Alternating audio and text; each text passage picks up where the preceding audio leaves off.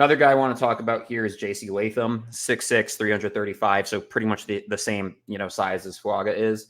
Latham allowed 14 pressures and 2 sacks and 443 pass blocking snaps. To me, this is the technician. Like when I talk about him always just being really consistent as far as like being able to lock guys up, good feet, and cognitively too, right? Mark, you said that's such a massive part of what separates some of these guys. His ability to pick up blitzes, his ability to pick up stunts, his ability to recognize things pre-snap, all elite. I was expecting, because, as watching per your hat, right, the Rose Bowl game, Alabama's offensive line struggled a lot versus Michigan. I watch a lot of the reps. It's actually Mims on the other side that was struggling the most. Latham, from all the reps that I watched, actually played a really solid game overall.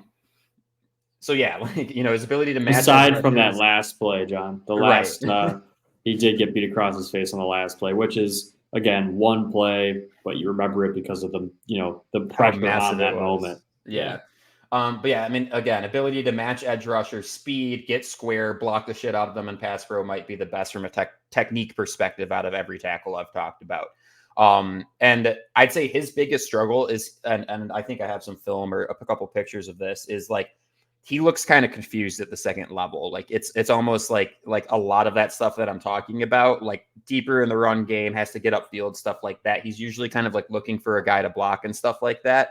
And so I think that's probably the area that needs the most improvement. Is he kind of needs, like, I don't know what you want to call it, like a script when it comes to a play that's running a little bit long, run game, pass game, or whatever, as far as like, he'll kind of relax, stand up, kind of start looking around. That's probably his biggest like knock, is just kind of if he does get confused, if he feels like, things, aren't going like the way that the play's supposed to, there's times where I can kind of tell he like slows up and needs a second to buffer.